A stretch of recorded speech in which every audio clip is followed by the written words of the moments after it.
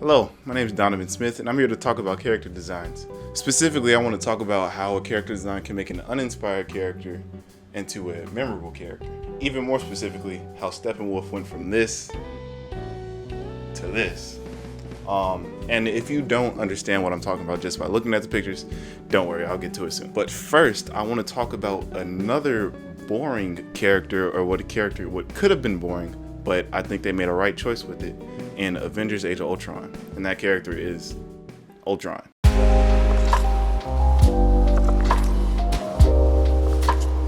Now, I understand that a lot of people who read the comics don't like the way Ultron was designed in the movie, but I find it personally better. In the comics, the cartoons, and the video games, good or bad, he's always been this cold, calculated, robotic character because he is a robot. This makes the most sense in a writing perspective, but in a movie perspective, I think there would have been a very, very, very strong dislike for the progression of the story if he was the same way. Not saying it's impossible to make a movie with a completely robotic Ultron, but giving him more of a personality, I think, made the movie stronger and gave it better dialogue and things of the such. Take this for example. Now, so are you. It's all under your dummy holdings? Finance is so weird. So yeah, here in the movie, he's talking to people and he's making jokes. And I know anybody who's ever seen Ultron before is sitting there in the theater like, did Ultron just make a joke? In the MCU specifically, Ultron is based off of a mix of Tony Stark, Bruce, and the Mind Stone, and Tony Stark is the one that's showing there, making jokes, and that's how the banter goes between them two. And Ultron's ultimate problem of not wanting to be seen as Tony Stark's. But that is design of, I guess, character in the dialogue and his actions. But what I want to specifically talk about is visual design, because that's what I'm into. Yeah, I'm still an artist, even though I don't draw anymore. We're not going to talk about that. In that same scene, before Iron Man shows up, he's talking to the Claw. I forgot his real name, but I know his villain name is Claw. So when Ultron says a line that Tony said to Claw before, Claw recognizes it and thinks that he's one of Tony's robots. And Ultron feels disrespected by this, saying that they're all puppets and they all just do whatever he says while he has free will. In this anger, he declaws the Claw. Oh, brother, this guy stinks! Yeah, I know that was a good one. But what I want to focus on is what it shows on screen, though. When he gets angry, his cheeks, are they still cheeks on a robot?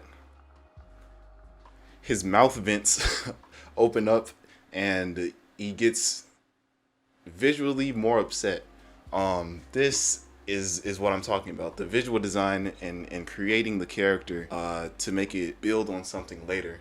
His cheeks open up just like they would in the comic, or they are in the comics. They're always open. But there they added that so that later on, when you see him angry, it actually opens, and it's sort of like making an expression with the face. And that's what I want to talk about with Steppenwolf, is emotion. Like I was saying with Ultron, he gets angry, his cheeks open up, he chops off his arm. That's what I meant by declawing the claw, if you guys didn't catch that joke. He chops off his arm, and then he talks himself down, he says sorry, and then he talks himself back up because he starts talking about Tony again. And then his cheeks open back up, and in those 3-5 seconds, you see how he thinks, how angry he gets when he thinks about Tony, just with the cheeks. If there was no dialogue in that scene and you just saw their mouths moving, you can still tell that he got mad, chopped his arm off, talked himself down, got mad again, and kicked him down the stairs. Ultron is a bit disrespectful now that I think about it.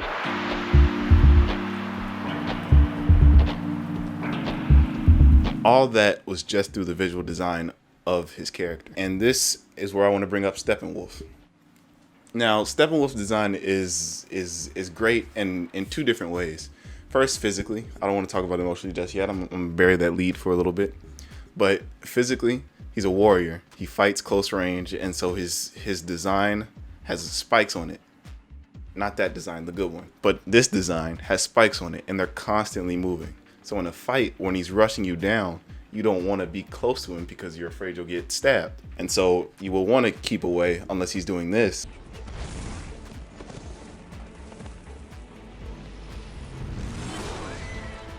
And then you realize once you see the spikes, it's too late. And in the other sense, this is something that I saw when he was getting chased down by the horses. But they were like firing arrows at him. And I'm like, why aren't the spikes cutting it off? And then he like stops and then shrugs it off and they all snap. And I was just, that was good. That was a good thing. I don't know why that design came so late, but hey, we're not going to talk about the other movie. But back on point, emotionally, it still can show a lot of the character's design. Through dialogue in the Snyder Cut, at least, we know that Steppenwolf is not on the right side of the dark side. Okay, I'll stop making jokes now. But we see him 2 times talk to Decide. Decide is a person above Steppenwolf, but below Darkseid, sort of a messenger, a middleman that Steppenwolf is directly connected to because Darkseid doesn't like him right now. So when he talks to Decide, armor's still on, all the way up to the head. But as soon as Darkseid picks up his little 3D FaceTime or whatever that was, armor straight off, went off the head, and I was like, okay, cool, that's a cool thing. And then when it went all the way down to the gloves, and I was like, oh, it just keeps going.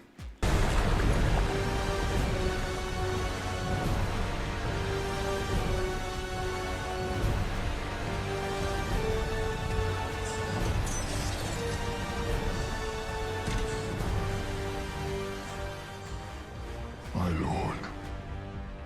And that shows Steppenwolf's emotion. It shows that he respects Darkseid, that he fears him, and then it sort of gives fear to the audience because it's like, we just saw this man kill almost all the Amazonians. Like, who can he be scared of? And if he's scared of Darkseid, then it makes Darkseid an even more intimidated villain.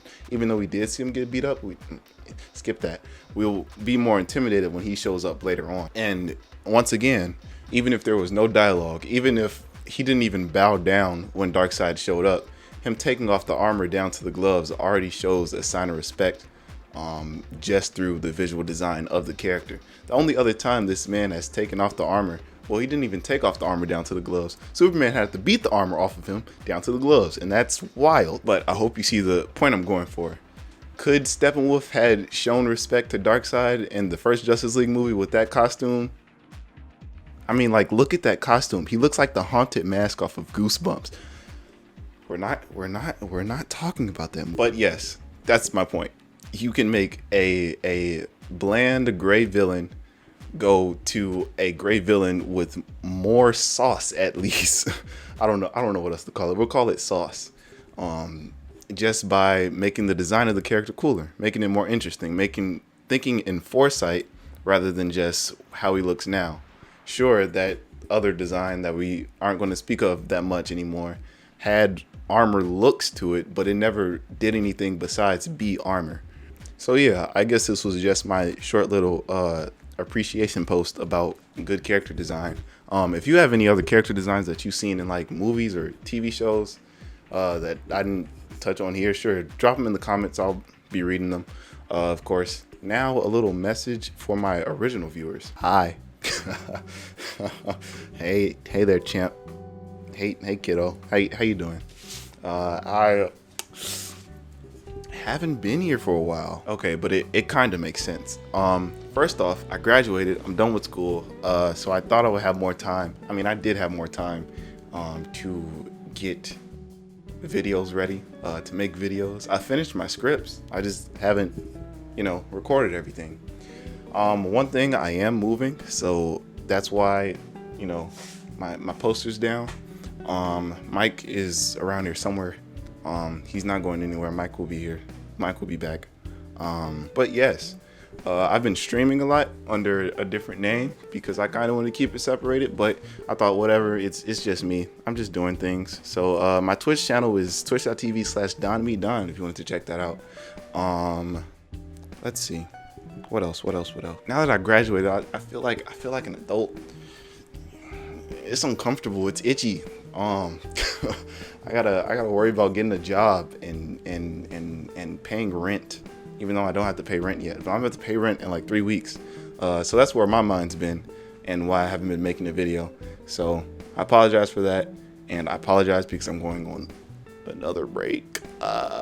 So I'll be back probably late May. Script's already done, but late May is when the move is going on. So I need to move down, set up a studio, makeshift studio in my room, and then be able to edit and put together a video. So I will be back again.